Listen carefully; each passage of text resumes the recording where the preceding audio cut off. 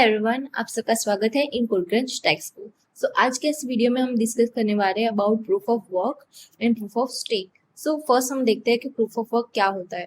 तो ये बेसिकली इन 1997 में इंट्रोड्यूस किया गया था, बट लोगों ने किया इन 2009 जब सतोशी नाकामोटो ने बिटकॉइन इंट्रोड्यूस किया।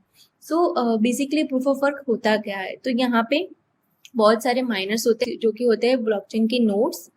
तो वो सारे नोड्स माइनिंग करते हैं। माइनिंग मतलब वैलिडेट करना।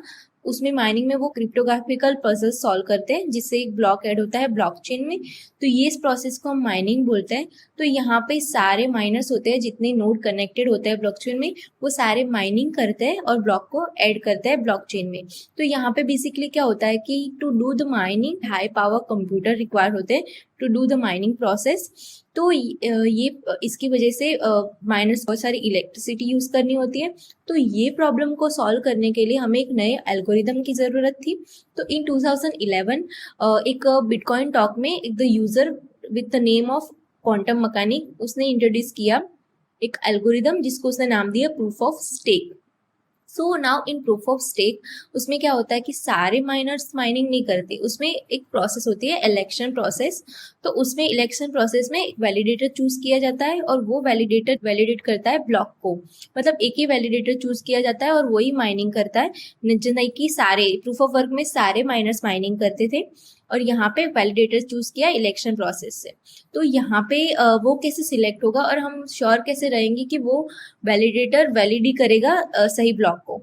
तो यहाँ पे क्या होते हैं बेसिकली वो वैलिडेटर को कुछ अमाउंट स्टेक करने होते हैं कॉइन्स के इन नेटवर्क। तो इसे बेसिकली हम बोल सकते हैं सिक्योरिटी डिपॉजिट। तो इसको some amount of coin stake करने पड़ते हैं, डिपॉजिट करने पड़ते हैं।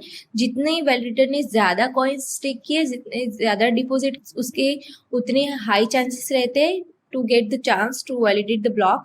मगर लेट्स कंसीडर कि एक वैलिडेटर ने 100 कॉइन स्टेक किए और एक वैलिडेटर ने 1000 स्टेक किए। तो जिस वैलिडेटर ने 1000 स्टेक किए उसके चांसेस ज्यादा रहेगा कि उसको चांस मिले टू वैलिडेट द ब्लॉक। तो अभी उसमें ये इस बेसिकली अभी क्या होता है कि अभी लेट्स कंसीडर कि जो वैलिडेटर है उसने गलत ब्लॉक वैलिडेट कर दिया।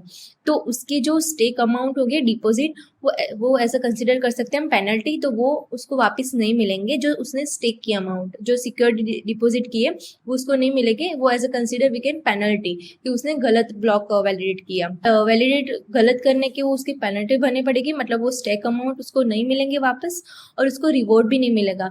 तो यह वैलिडेटर जब वैलिडेट करने के लिए स्टेक करता है तो उसको जब वंस वो सही ब्लॉक वैलिडेट करता है तो उसको उसके बदले में रिवॉर्ड मिलते हैं। और उसके जो स्टेक अमाउंट होते हैं वो तो है होते ही है, तो उसको उसके बदले में रिवॉर्ड भी मिलता है। तो वो अगर गलत कर दे तो उसकी पेनल्टी, वो उसको सिक्योरिटी डिपॉजिट जो अमाउंट होती है वो भी नहीं मिलती और उसको रिवॉर्ड भी नहीं मिलते। तो ये बेसिकली प्रूफ ऑफ स्टेक था। तो इसमें मतलब इसमें ज़्यादा इलेक्ट्रिसिटी रिक्वायर नहीं होती और यहाँ पे हम एज अ सिक्योरिटी डिपॉजिट है तो वो उससे वो सिक्योर है कि हम श्योर हो सकते हैं ये सही ब्लॉक ही वैलिडेट करेगा। Otherwise miner will lose the stake amount. ज्यादा जिसने स्टेक किए होते हैं उसको फर्स्ट चांस मिलता है वैलिडेट करने का। सो आई होप कि प्रूफ ऑफ वर्क और प्रूफ ऑफ स्टेक क्या है वो आप सबको डिफरेंस पता चल गया होगा।